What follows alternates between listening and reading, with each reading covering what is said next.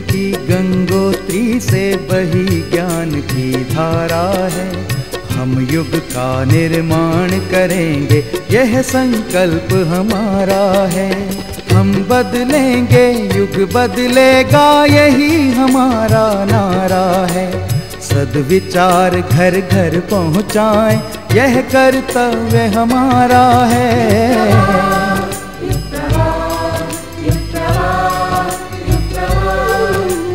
चलो बढ़ें, कुछ अच्छा कर लें, युग ने हमें पुकारा है। धरती स्वर्ग बनाएंगे, ये शुभ संकल्प हमारा है।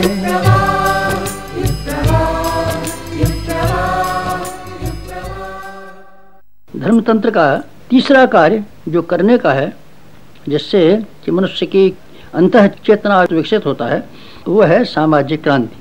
सामाजिक क्रांति के छुटपुट बुराइयां जो सामने दिखाई पड़ती हैं, इनको दूर करने के लिए विरोध और आंदोलन करने की तो ज़रूरत है ही, लेकिन श्रेष्ठ समाज बनाने के लिए जिन रचनात्मक वस्तुओं को जीवन में धारण करने की ज़रूरत है, वो उच्च स्तरीय सिद्धांत हैं जो व्यक्ति को समाज परक बनाते हैं। आत्मवत सर्वभूतेषु की मान्यता जन जन के अंतःकरण में जगाई जानी चाहिए। हर एक के मन में ये विश्वास होना चाहिए कि जो हम दूसरों से अपेक्षा करते हैं, वही हमें दूसरों के साथ में व्यवहार करना चाहिए। सामाजिक क्रांति के लिए ये सिद्धांत आवश्यक है। हर आदमी के मन में गहराई तक प्रवेश कर जाना। हम में से हर आदमी के मन में एक विचार उत्पन्न किया जाना चाहिए, वसुधैव कुटुम्बकम। हमारा कुटुंब में 2-5 आदमी ही नहीं है, बल्कि ये सारी वसुधा हमारी कुटुंब है। और जिस तरीके से अपने घर का और बाल बच्चों का हम ध्यान रखते हैं, उसी तरीके से समस्त विश्व में सुख और शांति के लिए हमको ध्यान रखना, प्रयत्न करना आवश्यक। सामाजिक क्रांति के लिए उन आध्यात्मिक सिद्धांतों का पुनर्जीवन किया जाना चाहिए, जिसमें कि महत्वपूर्ण ऐसे सिद्धांत बने हुए हैं जिसमें व्यक्ति अपने व्यक्तिवाद के ऊपर अंकुश करके समाज परक बनता जाता है। आत्मना प्रतिकूलानि परीक्षाम न समाचरेत का सिद्धांत अगर हम अपने जीवन में धारण कर लें, तो हमारा सामाजिक जीवन में श्रेष्ठता आ जाना स्वाभाविक है। मिल बांट करके खाने की वृत्ति अगर हमारे भीतर हो, तो जो आज हम सबके पास है, उसी से सबका गुजारा और बड़े मज़े से काम चल सकता है। हम उदारता भी सीखें, उपार्जन करें, लेकिन उपार्जन का उपयोग सीखें, उपभोग नहीं। समता हमारे जीवन का अंग रहनी चाहिए। श्रेष्ठ समाजों में समता, जिसमें नर नारी की समता, जात लिंग की समता और आर्थिक समता का भी ऊंचा स्थान होना चाहिए। हम में से प्रत्येक व्यक्ति को श्रेष्ठ नागरिक बनना चाहिए और सहकारिता के सिद्धांतों को अपनाकर पारिवारिक जीवन में और सामाजिक जीवन में हर काम की व्यवस्था बनानी चाहिए। जहाँ अनीति और अन्याय जहाँ कहीं भी दिखाई पड़े, उनसे लड़ने के लिए हमको जटायु जैसा साहस एकत्रित करना चाहिए। भगवान का अवतार जहाँ कहीं भी होता है, वहाँ ये मान्यता निश्चित रूप से रहती है कि भगवान के अवतार जितने भी हुए हैं, अधर्म का विनाश करने के लिए और धर्म की स्थापना करने के लिए। हमारे भीतर भगवान की प्रेरणा आए, तो दोनों ही क्रियाकलाप हमको समान रूप से अपनाने पड़ेंगे। श्रेष्ठ आचरण अपने में और दूसरों में स्थापित करना, साथ साथ में अवांछनीयता और अनैतिकताएं अपने भीतर अथवा अपने आसपास के वातावरण में अगर हमको दिखाई पड़ती हैं, तो उनसे संघर्ष करने के लिए डट जाना चाहिए। अनीति के सामने हम सिर न झुकाएं। जहाँ कहीं भी अनाचार दिखाई पड़ता हो, हम उससे लोहा लेने के लिए अपनी परिस्थिति के अनुसार असहयोग, विरोध अथवा संघर्ष जो भी संभव हो, उसके करने के लिए साहस एकत्रित करें। समाज की सुव्यवस्था इसी प्रकार से संभव है। डरपोक आदमी, कायर आदमी और मुसीबत से डरने वाले आदमी, पाप से भयभीत होने वाले आदमी, गुंडागर्दी से अपना मुंह छिपाने वाले आदमी कभी इन बुराइयों को दूर न कर सकेंगे। और समाज में जहाँ सुव्यवस्था की आवश्यकता है, वहाँ अनीति के निराकरण की आवश्यकता है, वो पूरी न हो सकेगी। सामाजिक क्रांति के लिए हमको ऐसा शौर्य और साहस जनमानस में जगाने की आवश्यकता है। भविष्य को उज्जवल बनाने के लिए मनुष्य जाति सामूहिक आत्महत्या के लिए बढ़ती सी मालूम पड़ती है। इसको रोकने के लिए हमको धर्म तंत्र को पुनः जीवंत करना चाहिए। बड़ा काम बड़े साधनों से होता है और बड़े साधन केवल बड़े व्यक्तित्व ही जुटा सकने में संभव होते हैं। यही है हमारा लक्ष्य, जिसके अनुरूप हम चाहते हैं हर व्यक्ति के अंदर महानता जागृत हो। हर व्यक्ति अपने वैयक्तिक सुख सुविधाओं की अपेक्षा सामाजिक जीवन के लिए कुछ अधिक त्याग बलिदान करने की हिम्मत उठाए। पुनर्गठन से हमारा यही मतलब है कि हम नया व्यक्ति बनाएं, नया समाज बनाएं, नया युग लाएं। इसके लिए आवश्यकता है कि हम सब व्यक्ति निर्माण करने के कार्य पर जुट जाएं और व्यक्ति को श्रेष्ठ समुन्नत बनाने के लिए भरसक प्रयत्न करें। नवयुग की स्थापना के लिए संकल्पित अखिल विश्व गायत्री परिवार अपनी रचनात्मक गतिविधियों के माध्यम से समाज को नई दिशा दे रहा है और कुछ नया करने के लिए प्रेरित कर रहा है। गायत्री परिवार की ऐसी ही नवीनतम गतिविधियों के समाचार प्रस्तुत हैं नियमित स्तंभ जागृति के अग्निकण में।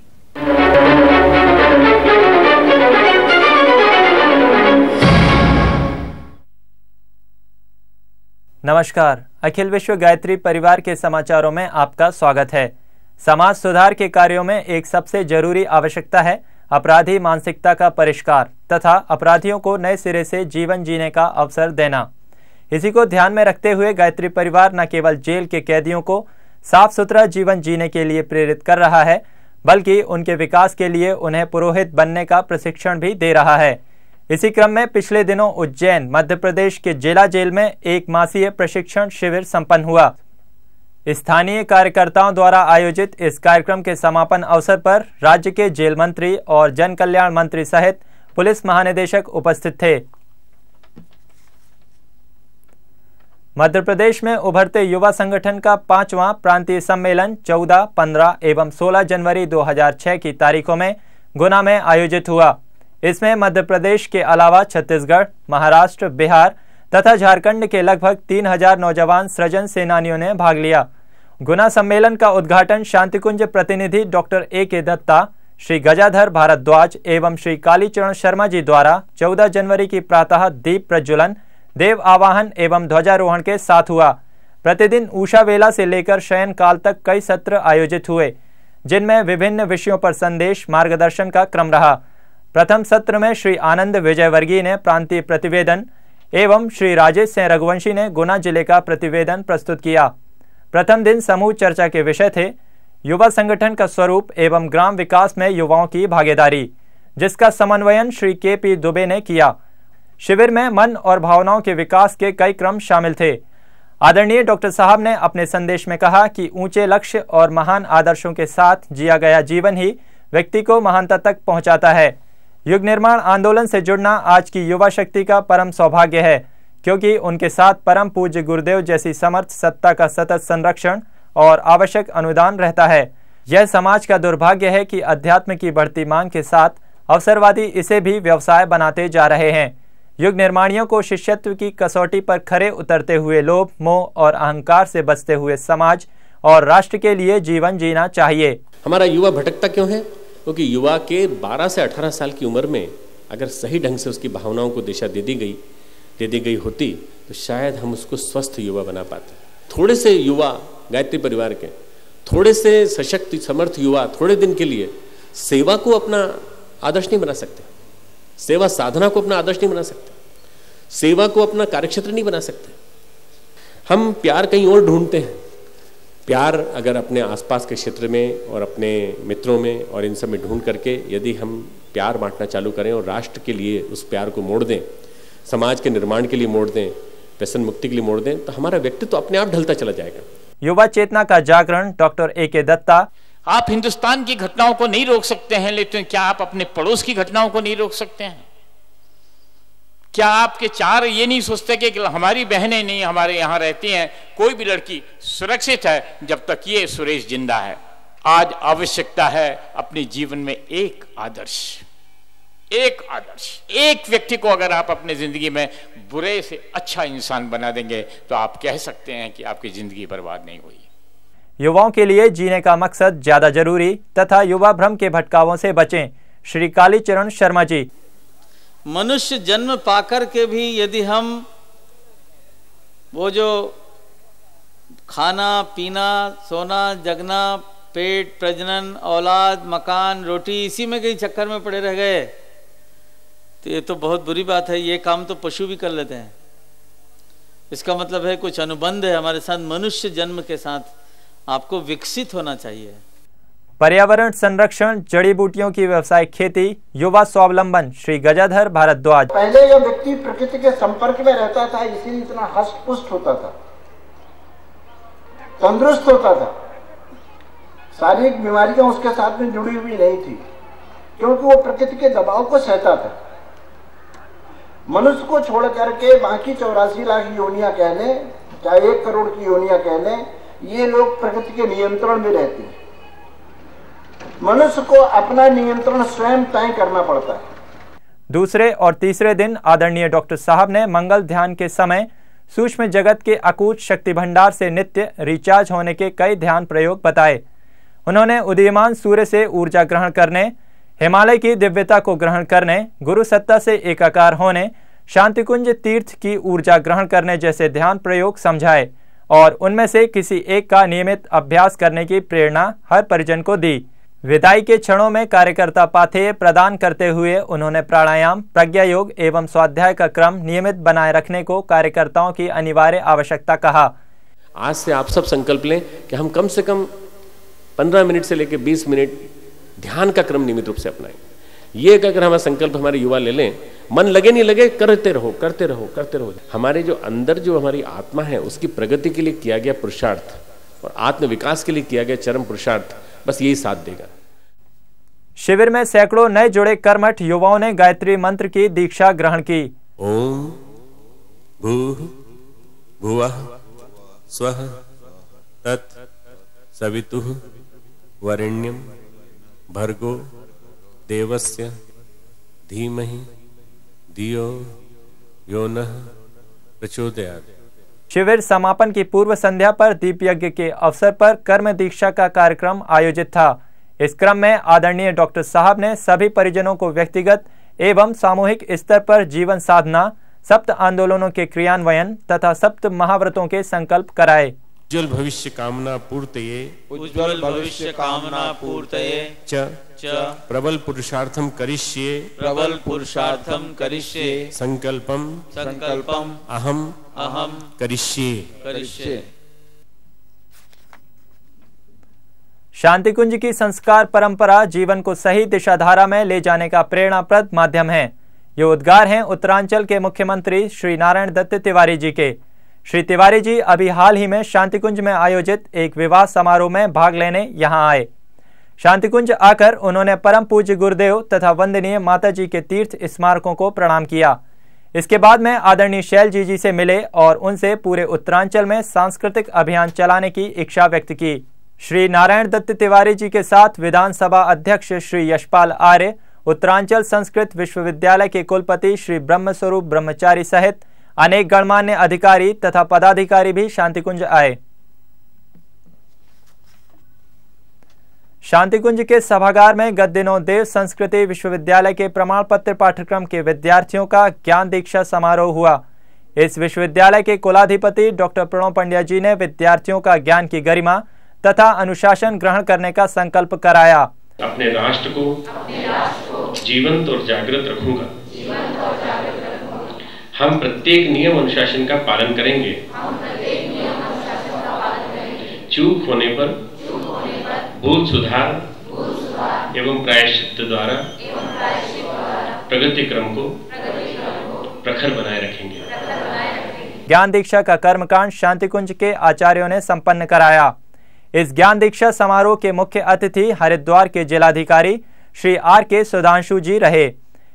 इस समारोह में देव संस्कृति विश्वविद्यालय के कुलपति, कुल सचिव तथा उप कुल सचिव भी उपस्थित थे। और इसी के साथ अखिल विश्व गायत्री परिवार के समाचार समाप्त हुए। नमस्कार।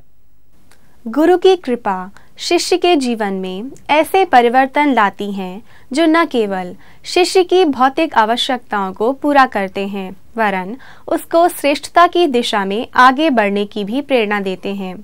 पूज्यवर से जुड़े ऐसे ही परिजनों की दिव्य अनुभूतियां प्रस्तुत हैं नियमित स्तंभ सुरभित स्मृतियों में। आज मैं भावपूर्वक उस दिन का याद कर रहा हूँ, उस पहले दिन को जबकि मैं पूज्य गुरुदेव के सानिध्य में आया, उनका आशीर्वाद प्राप्त किया और उनका चरण छूते ही मुझे लगा कि एक जैसे करंट मुझे लगी है मुझे एक नई ऊर्जा की प्राप्त हुई है। और उन्होंने कुछ वाक्य ऐसे कहे कि बेटा, तुमको हम ऊंचाई पर ले जाएंगे, तुम बिल्कुल चिंता मत करो, और जिस जगह हो तुम उससे कहीं ज़्यादा तुम आगे तरक्की करोगे। वो वाक्य मेरे जीवन का एक वेद वाक्य सा हो गया। मैं मामूली डॉक्टर था, कोई ख़ास उपलब्धि नहीं थी। उसके बाद मैंने तरक्की करना शुरू किया। मुझे हमारे मरीज़ों का प्यार मिला, हमारे शहरवासियों का आशीर्वाद मिला, और हम न केवल मेडिकल डॉक्टर के रूप में ऊंचाई के पोस्ट पर पहुँचे, हम निदेशक स्वास्थ्य हुए। जैसा कि मैंने कहा कि मेरे लिए संभव नहीं था, न मेरे पास पैसा था, न मेरे पास कोई साधन थे। और जैसे कल आजकल राजनीति में होता है कि मसल पावर और मनी पावर दोनों होना चाहिए, मगर मैं तो कहूँगा कि पूज्य गुरुदेव के आशीर्वाद के कारण ही 2 बार मैं मेयर बना, और मेयर भी ऐसा बना कि लोगों ने आज तक कोई मेरे ऊपर दाग नहीं लगाया। सन 2002 में राष्ट्रपति ने हमको पद्मश्री के अवार्ड से सम्मानित किया, और 2002 ही में हम all India council of mayors के चेयरमैन बने। पहली बार एक नॉर्थ इंडिया का एक मेयर पूरे देश का चेयरमैन बन जाए, ये भी बहुत ही एक विलक्षण बात थी। और उत्तर प्रदेश का तो कोई मेयर आज तक नहीं हुआ अध्यक्ष all India council of mayor का। तो ये समझता हूँ कि गुरुदेव की कृपा थी, उनका आशीर्वाद था। पूज्य गुरुदेव वरदनी माता जी को मैं सदैव पत्र द्वारा अपना हाल लिखा करता था, उनका आशीर्वाद प्राप्त करता रहता था।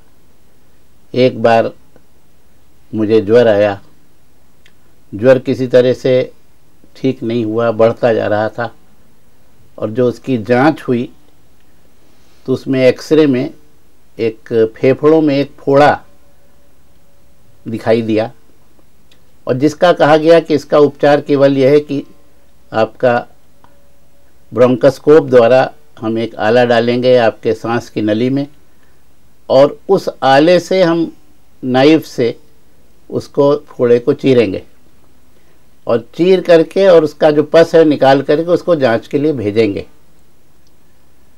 मेरी भूख बिल्कुल ख़त्म हो गई थी, खाना देखने का मन नहीं होता था, थाली आती थी मैं फेंक देता था। मैंने पूज्य माता जी को पत्र लिखा, अपना पूरा हाल लिखा उनको। उनका पत्र का जवाब लौटती डाक से आया, और उनका बेटा तुम बिल्कुल परेशान न हो, हम तुम्हारे बीमारी के लिए प्रार्थना कर रहे हैं, और इस पत्र के साथ एक हम पुड़िया भेज रहे हैं जिसमें कि बभूत होगी, इसको तुम खा लेना। उसी रात को मेरा ऑपरेशन होना था, और मुझसे कहा गया था कि आप तैयार होकर अस्पताल आइए। उसके पहले ही मैंने वो पुड़िया खाई, मुझे ज़ोरदार खांसी हुई, और खांसी के बलगम के साथ वो पस पूरा निकल गया। इसको हम किसी भी मेडिकल तथ्यों द्वारा हम नहीं कह सकते कि पुड़िया में क्या था, हम मेडिकल साइंस से एक्सप्लेन नहीं कर सकते इसको। ये तो हम समझते हैं कि उनका आशीर्वाद ही था, और उन्होंने जो हमारे लिए प्रार्थना करी वो सफलीभूत हुई, और उसके बाद से हम बिल्कुल ठीक हो गए, और आज हम बैठे हुए हैं, हमें कोई उसके बाद कोई बीमारी नहीं हुई। तो इतना ज़्यादा जैसे माता पिता अपने बच्चे का ख्याल रखते हैं, उससे भी ज़्यादा पूज्य गुरुदेव वंदनी माता जी हमारा ख्याल रखती थी। और जीवन में जो कुछ भी हम कर सके, जो कुछ भी संभव हो सका हमारे द्वारा, हमारे ऐसे मामूली डॉक्टर द्वारा, हम समझते हैं कि वो उसको हम किसी शब्दों से हम नहीं बांध सकते। और मेरी अपनी कभी कभी समस्याएं होती थी जो मैं खुल के उनके सामने कह देता था। एक बार ऐसा हुआ कि मैं सर्जन आदमी था, और मेरा शौक़ था कि मैं शल्य चिकित्सा द्वारा लोगों को ठीक कर पाऊँ। बीच में एक बार ऐसा हुआ कि हमको एडमिनिस्ट्रेटर बना दिया गया और शल्य कार्य से थोड़ा सा दूर हो गए। तो हमने अपनी व्यथा गुरुदेव को बताई। हमने कहा गुरुदेव हमारा तो कार्य सर्जरी का है, एडमिनिस्ट्रेशन के लायक हम नहीं हैं। तो कि कहने नहीं बेटा तुम जाओ, ठीक हो जाएगा तुम्हारा काम। और हम कुछ दिन बाद फिर ऑर्डर रिवर्स हुआ और हम और बड़ी पोस्ट पे अपनी स्पेशलिटी में हम आ गए। हम सर्जन से कंसल्टेंट सर्जन हो गए और फिर हमने कार्य शुरू कर दिया। तो ये उन्हीं का आशीर्वाद था और माता जी का तो प्यार सदैव रहता था हमारे साथ। तो उन क्षणों को हम कभी भूल नहीं सकते। भगवान शिव भारतीय संस्कृति के अनुपम उदाहरण हैं, जो अपने विशिष्ट गुणों के कारण महादेव कहे जाते हैं। उनका विग्रह शिवलिंग कहलाता है। शिवलिंग के वैज्ञानिक तथा आध्यात्मिक स्वरूप को हम उजागर कर रहे हैं अपने नियमित स्तंभ जिज्ञासा में।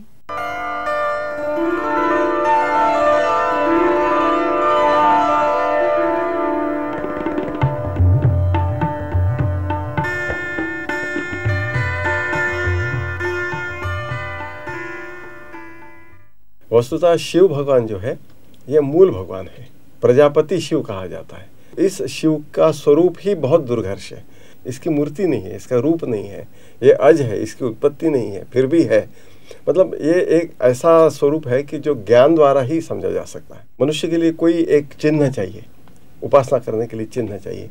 तो इसके लिए शिव का एक लिंग बनाया गया। लिंग मतलब चिन्ह।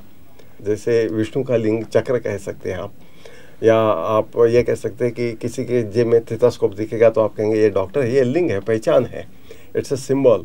ये जो सिंबल बनाया है जिसको हम शिवलिंग कहते हैं, इसके पीछे एक बहुत बड़ा वैज्ञानिक तथ्य है। और उस तथ्य की पहचान अब खुल रही है जब हमारा विज्ञान प्रगति कर रहा है। क्योंकि विज्ञान की जो शोध निकल रहे हैं, जो नई नई जानकारियाँ प्राप्त हो रही है, तब से ऐसा लगता है कि अरे ये तो हमारे पास में सिंबॉलिक रूप में, चिन्ह के रूप में, लिंग के रूप में उपलब्ध है। हमारे शास्त्रों में कहा गया था कि मनुष्य का एक वर्ष यह एक दिन के समान है, देव दिन, देवताओं का एक दिन। देवताओं के 12 वर्ष यानी एक कल्प होता है। 4 कल्पों का एक युग होता है। 4 युगों का एक चतुर्युग होता है। और ऐसे चतुर्युग जब कई हो जाते हैं तो ब्रह्मा का एक दिन होता है। और ब्रह्मा का एक दिन और ब्रह्मा की एक रात मिला के आदमी के रूप में हमारी जो काल गणना है वो है 3456 करोड़ साल। ये काल गणना उन्होंने निश्चित की है। उन्होंने कहा कि इतने साल के बाद ही ये बिग बैंग थ्योरी होती है। और उन्होंने ये कहा था कि उस वक्त ये आकाश से एक बड़ा प्रचंड आग का गोला विस्फोटित हुआ। उसमें कहा कि एक ज्योति स्वरूप परमेश्वर प्रकट हुआ। अब ज्योति स्वरूप परमेश्वर यह एक बिग बैंग का ही स्वरूप था। बिग बैंग थियरी में कहते हैं कि अगर कुछ सेकंड का अंतर फर्क पड़ जाता, कुछ सेकंड अगर पहले होता या बाद में होता, तो सृष्टि की रचना संभव नहीं थी। और हमारे शास्त्र कहते हैं निश्चित 3456 करोड़ साल के बाद ये स्थिति आती है। इस तरह से एक विस्फोट होता है, ज्योति पुरुष पैदा होता है। और वो जो ज्योति पुरुष है उसको शिव कहा गया है, वो प्रजापति शिव कहा जाता है। तो इसका वर्णन आपको महाभारत के अध्याय 201 में आता है, जिसके अंदर महर्षि व्यास इतिहास बताते हैं कि नारायण मुनि ने बहुत तपस्या करके इस शिव को प्रसन्न किया। और उन्होंने उसका वर्णन किया है कि इसका स्वरूप उन्होंने देखा तो क्या देखा। उन्होंने देखा कि यह अमूर्त है, इसकी मूर्ति नहीं दिखी। क्या दिखा ये बताना मुश्किल है, क्योंकि ये तो ज्ञान चक्षुओं से उन्होंने देखा। उन्होंने इसका वर्णन किया है कि ये सृजन करता है, पालन करता है, संहार करता है, यह स्वयं को ही प्रकट करता है, स्वयं की शक्ति को नियंत्रित करता है, स्वयं की शक्ति को प्रस्तुत करता है। और उन्होंने कहा कि इसको अज कहा गया है। इसके स्वरूप में उन्होंने कहा कि इसकी सफ़ेद जटाएं हैं और इसका स्वरूप बड़ा दुर्घर्ष है, बड़ा भयानक है। इसके गले में सर्पों की मालाएं पहनी हुई हैं और माथे पे चंद्रमा है। धरेन्द्र नंदिनी कुचाग्र चित्र पत्रक प्रकल्पने शिल्पनि त्रिलोचने मतिर्मम प्रफुल्ल नील पंकज प्रपंच काली नच्छटा विडंबि कंठ कंधर रुचि प्रबंध कंधरम परच्छिदं पुरच्छिदं भवच्छिदं मखच्छिदं गजच्छिदान्तकच्छिदं तमन्तकच्छिदं भजे। इस प्रजापति शिव के स्वरूप के बाद में जो उत्पत्ति हुई, इसने सबसे पहले निर्माण किया हिरण्यगर्भ को। हिरण्यगर्भ अपने वेदों में कई बार आता है। इस हिरण्यगर्भ का नाम है भूताग्रज। किसी भी चीज की प्रथम शुरुआत, किसी भी जीव का पहला स्तर, ये इसको कहा जाता है हिरण्यगर्भ। उसका वर्णन किया कि ये सूत्रात्मा है, ये सूत्र के रूप में है, यह स्वयंभू है, स्वयं को ही निर्माण करता है, इसके कोई भिन्न लिंग नहीं होते, 1 से 2, 2 से 4, 4 से 8 होते रहता है। और यह प्राणी मात्र का पहला स्वरूप है और हर प्राणी मात्र में यह विद्यमान रहता है। इस भूताग्रज को अपन डीएनए के साथ अगर कंपेयर करें, ये तो आजकल प्रस्थापित सत्य है कि डीएनए हर चीज़ में है और ये नाश इसका होता नहीं और ये स्वयं को ही अपने आप को निर्माण करते रहता है, 1 से 2, 2 से 4 होते रहता है और पूरे वंश की विशेषताएं उस एक डीएनए के अंदर होती है। डीएनए का स्वरूप कैसा होना चाहिए, जो आज हम देखते हैं वो ऋषियों ने कैसे देखा, तो उसके लिए भी उन्होंने बहुत खोजे की। डीएनए का जो स्वरूप हमने देखा है वो मेरे ख्याल से 1953 में पहली बार साइंस ने देखा कि ये डीएनए इस तरह का होगा। ऐसे इसकी कल्पना किसी को थी नहीं और ऐसे भी सामान्य आदमी को डीएनए का स्वरूप समझाना बड़ा मुश्किल है। अभी टीवी पे तो आप देख लेते हो, 3 डायमेंशनल पिक्चर आता है, मूवमेंट्स आती हैं, आपको पता चल जाता है। लेकिन जब तक ये नहीं था तब तक इसकी कल्पना की गई थी। जो स्पाइरल स्टेयरकेस होती है ना, गोल जीना होता है, 2 गोल जीने आपस में गूंथने के बाद जो एक आकृति तैयार होती है वो डीएनए की आकृति। उन पुराने दिनों में इस रचना को हमारे ऋषियों ने देखा, ज्ञान चक्षु से देखा। प्रत्यक्ष तो दिख नहीं सकता, ज्ञान चक्षु से देखने के बाद में उनको लगा कि डीएनए का स्वरूप एक ये हेलिकल स्प्रिंग के नुआ है और ये खुद को निर्मित करते रहता है। और इसकी निर्मित हमारे शास्त्रों के अनुसार शिव भगवान ने की। प्रजापति शिव ने हिरण्यगर्भ को निर्माण किया। हिरण्यगर्भ प्रजापति ने निर्माण किया, इसलिए उन्होंने एक कल्पना की, एक पिंड बनाया। किसी भी चीज को बनाने के पहले एक पिंड बनता है। जैसे मूर्ति बनानी है तो मिट्टी का एक पिंड बनाया जाता है, पत्थर से मूर्ति तराशनी है तो एक बड़ा पत्थर का एक पिंड लिया जाता है। तो उन्होंने एक पिंड बनाया ऊपर से गोल करके और उसके ऊपर उन्होंने कल्पना की कि शिव भगवान के आभूषण अगर सर्प है तो सर्प की लपेट अगर उसके ऊपर हम बताते हैं तो एक डीएनए का एक मॉडल उसके ऊपर तैयार हो जाता है। और अगर कॉम्प्लेक्स डीएनए, कॉम्प्लेक्स स्ट्रक्चर बताना है तो सर्प युगल भी उन्होंने कल्पना की थी कि सर्प युगल भी हो सकता है जो डबल हेलिक्स के रूप में उसके पे दिख जाएगा। अब उन्होंने कहा कि यह मूल आकृति है, यह मूल चीज है और यह भूताग्रज है, इसी से सृष्टि का प्रादुर्भाव होता है। शास्त्रों ने अपनी तरह से इसका बखान किया, लेकिन जो आज हमारे विज्ञान कहता है वो भी ये कहता है कि ये जो डीएनए है ये एक धागे के समान होता है। इतना सूक्ष्म है कि वो तो आँख से तो दिखना असंभव है, धागे के समान होता है। एक से दूसरा उत्पन्न होते रहता है, दूसरे से तीसरा, तीसरे से चौथा, ये बढ़ते रहता है, ये नष्ट नहीं होता। चीज नष्ट हो जाएगी लेकिन उसका डीएनए कहीं न किसी रूप में कायम रहता है। अक्षर है, इसका कभी क्षरण नहीं होता। तो ये जितनी भी विशेषताएं उन्होंने कही है डीएनए के लिए, वो डीएनए की विशेषताएं हमारे शास्त्रों में हिरण्यगर्भ के लिए या भूताग्रज के लिए की थी। तो इस पर से ऐसे लगता है कि जो हमारी शिवलिंग है ये मात्र एक चिन्ह नहीं है, इसके पीछे कुछ ऋषियों की सोच है, कुछ वो एक समाज को या सामान्य लोगों को कुछ एक संदेश देना चाहते हैं कि इस तरह से भूत सृष्टि है, इसका सूक्ष्मतम स्वरूप आप इस रूप में देख सकते हैं। शिवलिंग जो है ये एटॉमिक स्ट्रक्चर को रिप्रेजेंट करता है, इसलिए कि जो उन्होंने पिंड बनाया इसकी कल्पना ऐसी करी है उन्होंने कि उसके अंदर एक हरि है और हर है। हरि मतलब हम जिसको विष्णु कहते हैं, हर यानी शिव भगवान है। तो हरि और हर उस पिंड के अंदर विद्यमान है। और जो जलहरी है, जलहरी के ऊपर 3 धाराएं होती हैं। 3 ही क्यों होती है? क्योंकि 3 संस्कृत में अनेक वचन के लिए 3 रिप्रेजेंट होता है, एक वचन, द्विवचन और बहुवचन। मतलब 3 या 3 से ज्यादा हो तो उसको बहुवचन बताने के लिए वो 3 रेखाएं हैं कि ये बहु है। ये स्ट्रक्चर हमारा एटॉमिक स्ट्रक्चर है। जैसे एक प्रोटॉन है, न्यूट्रॉन है और उसके अगल बगल घूमने वाला, बहुत तेजी से घूमने वाला इलेक्ट्रॉन है। तो आप कल्पना करिए जो हमारे ऋषियों ने कल्पना की कि इस पिंड के अंदर हरि है, हर है और ब्रह्मा है जो जलहरी के रूप में इनके अगल बगल घूमते रहता है। हरि के साथ ब्रह्मा का सूत्र बंधा हुआ है, नाभि से सूत्र बना हुआ है, दूर नहीं जा सकता, और सृष्टि की रचना करने के बाद उसके पालनकर्ता के स्वरूप में वो हरि के साथ में जुड़ा हुआ रहता है। हर जो है उदासीन है, अपनी जगह बैठा है, हिमालय पे बैठा है, अपने ध्यान में लीन है, और वो कभी आवश्यकता पड़ने पे संहारक स्वरूप कर सकता है। किसी भी चीज़ का प्रादुर्भाव प्रोटॉन इलेक्ट्रॉन मिलके करते हैं, इसमें भी इलेक्ट्रॉन का ज़्यादा हाथ होता है। इलेक्ट्रॉन की संख्या कम होना या ज़्यादा होना वस्तुमान को बदलते रहता है। तो ब्रह्मा का काम वही है, सृष्टि की रचना करना। प्रोटॉन के साथ मिलके वो उसका पालन करता है। हर जो है वो ध्यानस्थ बैठा हुआ है, उसके अंदर उसकी शक्ति है। तो न्यूक्लियस में न्यूट्रॉन जो ध्यानस्थ बैठा है, जो हर का स्वरूप है, उसके न्यूक्लियस में बहुत ज़्यादा शक्ति है, जो एटॉमिक फ्यूजन कहते हैं, एटॉमिक एनर्जी कहते हैं। इस न्यूट्रॉन के न्यूक्लियस को ब्रेक करने के बाद ही आती है। तो उसकी कल्पना भी हमारे ऋषियों ने ऐसी करी है कि शिव के अंदर शक्ति तत्व है। जब तक शिव ध्यानस्थ है, शक्ति तत्व भी उसके अंदर समाया हुआ है, शांत बैठा हुआ है। जब आप शिव को जागृत करते हो, क्रोधित करते हो, न्यूक्लियस आप तोड़ते हो, ब्रेक करते हो, तो जो शक्ति, जो रुद्राणी प्रकट होती है, जो दुर्गा प्रकट होती है, शिव की शक्ति प्रकट संहार करती है, तो वो एटॉमिक एनर्जी का स्वरूप है। शिव भगवान के साथ में जो रुद्र शक्ति है, जिसको हम रुद्राणी कहते हैं, वो शिव के अगल बगल रहती है।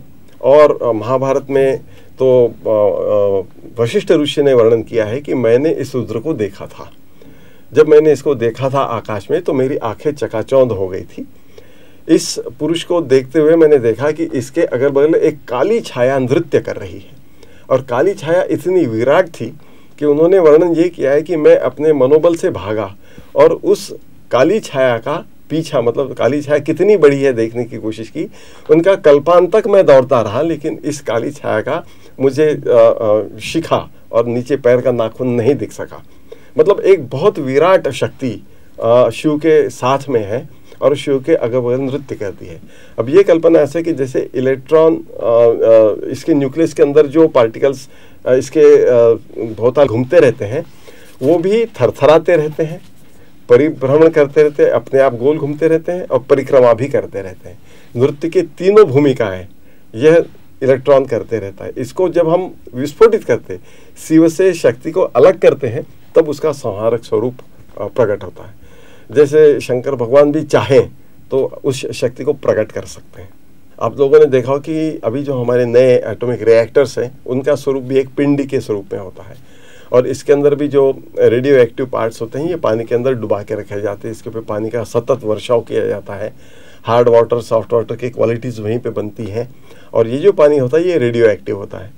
तो शिव के पिंडी के ऊपर भी सतत धार या सतत अभिषेक की जो कल्पना है, वो ये है कि इसका जो तापमान है नियंत्रण में रहना चाहिए, नियंत्रित रहना चाहिए। अगर ये एटॉमिक स्ट्रक्चर है, इसके अंदर यह शक्ति अगर सुप्त रूप में है, जो कभी भी जागृत हो सकती है, इसका तापमान कंट्रोल में रहे, ये नियंत्रण में रहे, इसके स्वरूप में जैसे एटॉमिक रिएक्टर में पानी का उपयोग होता है, वैसा ही उपयोग शिवपिंडी के ऊपर अभिषेक के रूप में किया जाता है। और ये जो पानी जब जलहरी में बह के बाहर आता है, तो आपको याद होगा कि शिवलिंग के ऊपर जो अभिषेक किया जाता है, उस पानी का तीर्थ के रूप में प्राशन करने के लिए मनाही करी है। कारण यही है कि रेडियो एक्टिव पानी का प्रयोग नहीं किया जा सकता। जलहरी से जो पानी बहकर बाहर निकलता है तीर्थ के रूप में, परिक्रमा भी शिव की पूरी नहीं की जा सकती, कि शिव इतना विराट समझा जाता है। इतने विराट स्वरूपी परिक्रमा मनुष्य मात्र कर नहीं सकता। ये हमारी लिमिटेशन है, ये हमारी सीमाएं हैं, इन सीमाओं के अंदर ही हमको रहना है। तो ये जो है, ये सूक्ष्म से सूक्ष्म रूप में भी आप पिंडी के अंदर देख सकते हैं। और सबसे विराट, महान से महान आप जो गैलेक्सीज हैं, जो नेबुले हैं, इनका चित्र आप देखेंगे तो आपको वही दिखेगा कि जो शिवपिंडी का जो लिंग स्वरूप है, जिसको बाण भी कहा जाता है, शिव बाण कहा जाता है, और जलहरी है उसको शालुंका भी कहा जाता है, तो उसका प्रोपोर्शन होता है 10:1। और ये वास्तव में जो बाहर के फोटो लिए गए हैं, अंतरिक्ष के फोटो लिए गए हैं, उसके अंदर बहु शिवलिंग की प्रतिमा निकल के आती है, क्योंकि ये उसका स्वरूप है। शिव को भोले भगवान कहा जाता है, बड़े थोड़ी सी तपश्चर्या से प्रसन्न होने वाला है, और प्रसन्न होने के बाद में फिर वो औघड़दानी है, जो चाहे वो दे देता है। सामने बैठा हुआ असुर है कि सुर है, उसने जो मांगा सो दे दिया, लेकिन वो आपको सही मार्ग पे चलना ही आवश्यक है। अगर आप गलती से भी गलत मार्ग पे चलना शुरू कर दोगे तो फिर शिव शक्ति ही अगर आपके ऊपर प्रसन्न नहीं हुई तो फिर आपको बचाने वाला कोई नहीं हो पाएगा।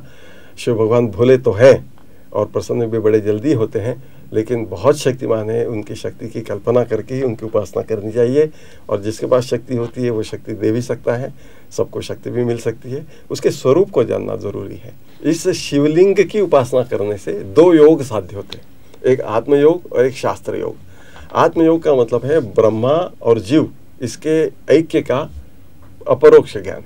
तो शास्त्र योग में जीव और ब्रह्म का प्रत्यक्ष ज्ञान है। आप इसको ले सकते हैं, जो अपरोक्ष ज्ञान है उसको आप गायत्री कहिए और जो प्रत्यक्ष ज्ञान है उसको आप सावित्री कह लीजिए। तो गायत्री सावित्री की एक जगह अगर कहीं उपलब्धि हो सकती है तो शिव भगवान के पास में है, क्योंकि ये महाकाल का स्वरूप है और काल पे भी नियंत्रण करने वाली शक्ति है। गायत्री की प्रेरणा है, मतलब गायत्री के principles, pure science and applied science का कॉम्बिनेशन अगर आपको कहीं देखना है, गायत्री प्योर साइंस है, अप्लाइड साइंस सावित्री है, आत्मयोग प्योर साइंस है, शास्त्र योग अप्लाइड साइंस है।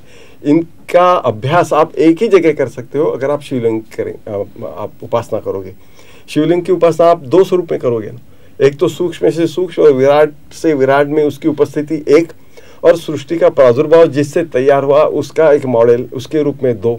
इसको आप देखेंगे तो हमारा जो विज्ञान है और हमारा जो प्राचीन भारतीय अध्यात्म है, इनका समन्वय साधने के लिए बहुत बड़ी उपलब्धि है, बहुत अच्छा एक चिन्ह है जिसके ऊपर से हम सोच सकते हैं कि हाँ, अध्यात्म और साइंस अलग अलग नहीं है, कहीं ना कहीं तो जाके वो एक हो रहे हैं।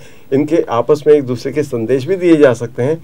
ज़रूरत है हमारे थोड़े सोचने की, हमारे ज्ञान चक्षुओं को विकसित करने की, पढ़ाई करने की, रिसर्च करने की। अगर ये करें तो कई अन्य चीज़ें इसके अंदर से निकल के आ सकती हैं। शांति कुंज के संस्थापक संरक्षक परम पूज्य गुरुदेव पंडित श्रीराम शर्मा आचार्य तथा वंदनीय माता भगवती देवी शर्मा जी का जीवंत जागृत स्वरूप है प्रखर प्रज्ञा सजल श्रद्धा स्मारक। इन स्मारकों के और अधिक आयामों की जानकारी प्रस्तुत है शांति कुंज दर्शन के इस स्तंभ में। सजल श्रद्धा प्रखर प्रज्ञा, गंगा की पावन गोद, हिमालय की दिव्य छाया तथा सप्त ऋषियों की तपस्थली में बसा है युग तीर्थ शांति कुंज, जहाँ आध्यात्मिक ऊर्जा पवित्र और प्रखर होकर के प्रवाहित होती है, वो स्थान तीर्थ बन जाता है।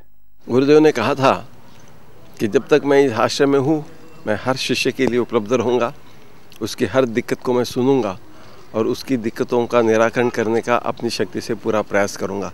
पूरा शांति कुंज ही दिव्य प्राण चेतना से भरा पड़ा है, किंतु शांति कुंज के कुछ स्थलों में तो ये ऊर्जा और अधिक सघन रूप से घनीभूत हुई है।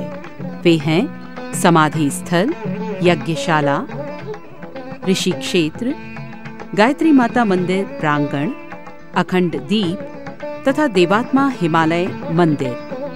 शांति कुंज के मुख्य द्वार के ठीक सामने स्थित है प्रखर प्रज्ञा सजल श्रद्धा स्मारक, जिन्हें सब समाधि स्थल के रूप में जानते हैं।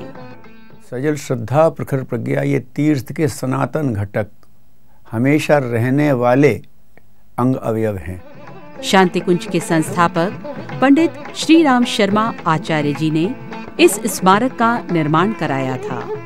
अपना स्थूल शरीर छोड़ने के पूर्व परम पूज्य आचार्य श्री ने कहा था, इस पार्थिव शरीर की अंत्येष्टि हमारे ही द्वारा विनिर्मित प्रखर प्रज्ञा सजल श्रद्धा रूपी स्मारकों के समक्ष पावन गायत्री जयंती के दिन ही की जाए।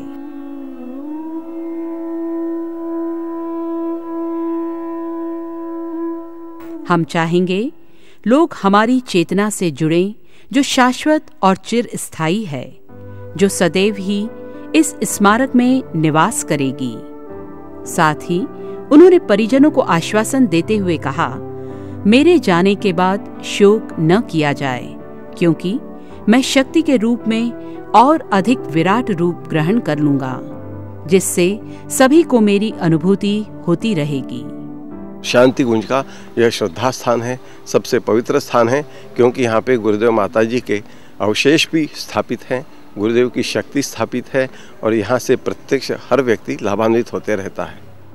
वास्तव में शांति कुंज का ये स्थल ऋषि युग्म परम पूज्य गुरुदेव पंडित श्री राम शर्मा आचार्य तथा वंदनीय माता भगवती देवी शर्मा का जीवंत जागृत स्वरूप है।